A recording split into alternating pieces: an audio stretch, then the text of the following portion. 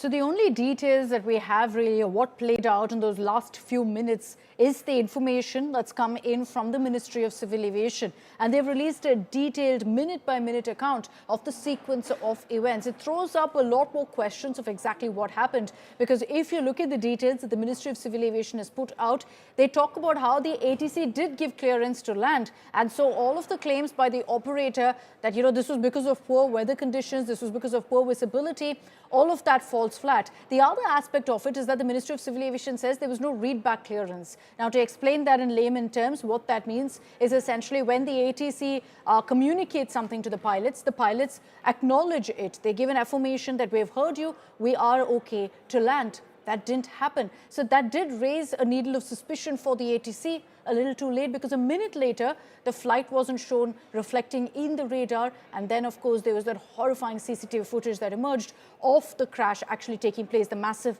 explosion. What we're also showing you is the fact that there have been 5 lives lost in this plane crash. Not just Ajit Pawar, but several others, 2 pilots as well as his security detail. I'm going to cut across for a live update to Omkar Wable, who's currently at the Baramati hospital. दादा अजित दादा मी मतदारसंघाचा अध्यक्ष Pune cantonment मतदारसंघाचा मेरा नाम नरेश यादव मैं Pune cantonment विधानसभा मतदारसंघ कितने लोग यहाँ पर पहुंचे हैं? मतलब हम देख रहे हैं भीड़ तो काफी लोग है, काफी लोग सुबह से आ रहे हैं।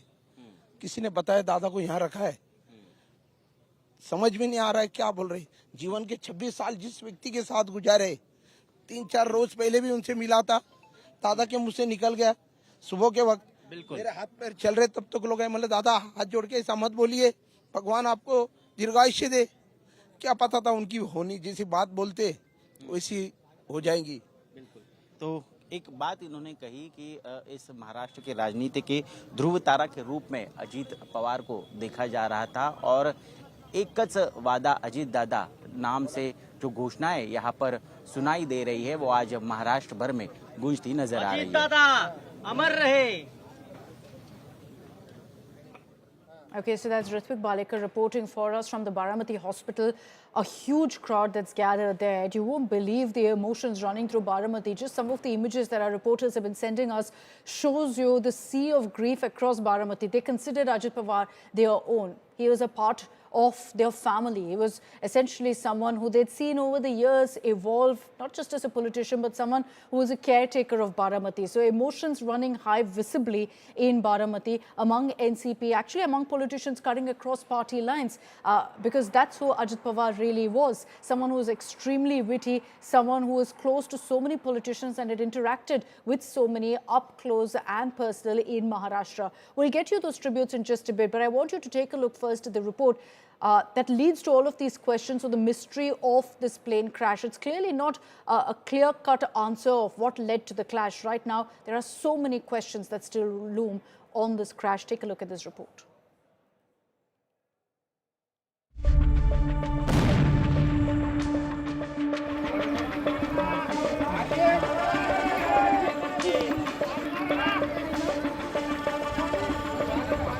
A tragic morning for Baramati.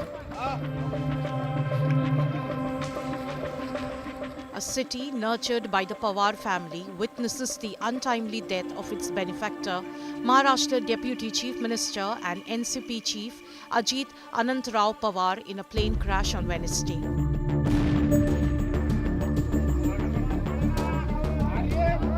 The Learjet 45XR twin-engine aircraft crash-landed nearly 50 meters away from the runway of the local airport, killing all 5 on board.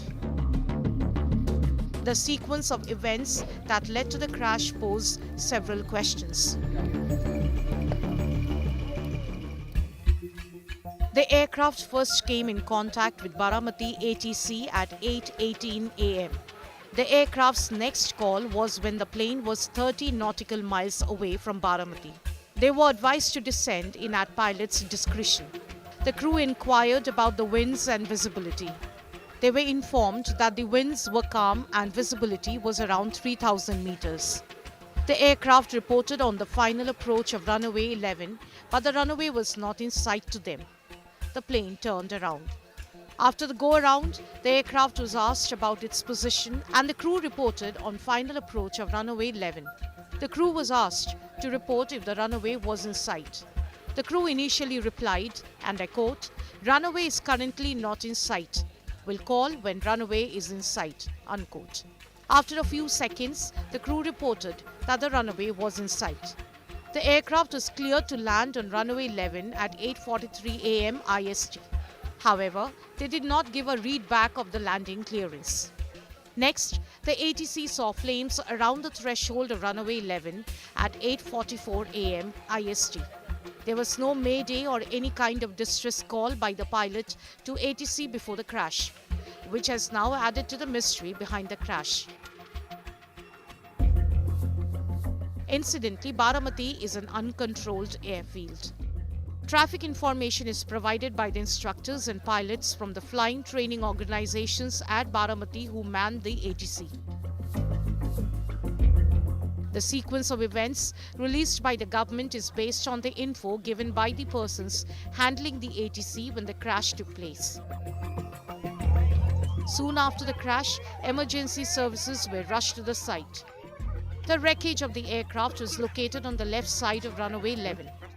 The Aircraft Accident Investigation Bureau has now taken over the investigation. The mystery over why and how the plane crash landed still remains unsolved. Bureau Report, India Today. Let's bring in Ritwik Bhalekar, who's joining us live from outside the Baramati hospital, where anytime now Ajit Pawar's mortal remains will be moved from the hospital. His family members will be accompanying the mortal remains as well. But we can see the huge crowds, Ritwik, that have gathered around you. Supporters, followers of Ajit Pawar coming together there to pay their last respects.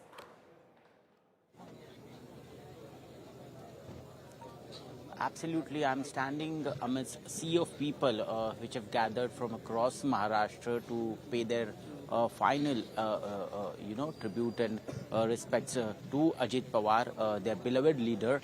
Right now, I'm standing in front of a mortuary of Ahilya Devi Hospital, where the mortal remains of Ajit Pawar has been kept, and what we've learned is that his younger son, Jai Pawar, has reached here, and he is looking after all the preparations, because from here we can also see in the visuals the ambulance has been decorated to bid adieu to final respect to Ajit Pawar. From here the mortal remains of Ajit Pawar will be taken to Vidya Pratishthan ground, which is just 1.5 kilometers from here, and also huge preparations for his final rites and Antim Darshan are underway there. Sharad Pawar himself visited that place. Also, just a while ago, CM Devendra Fadnavis, Deputy CM Eknath Shinde, and also Maharashtra Governor Devendra, they all were sitting here consoling Sunitra Pawar, the wife of Ajit Pawar. Also, Supriya Sure joined in later, and she had a brief discussion with all the senior leaders. Okay. And what we've been told is that after the Antim Darshan at the ground, which will be till late night, in the morning at 9 a.m. a procession will commence from Vidya Pratishthan ground, which will be continued till Katewadi village, where Ajit Pawar family resides, and the final rites would conclude there by 11 a.m. tomorrow. All right, Ritwik, thanks for those details.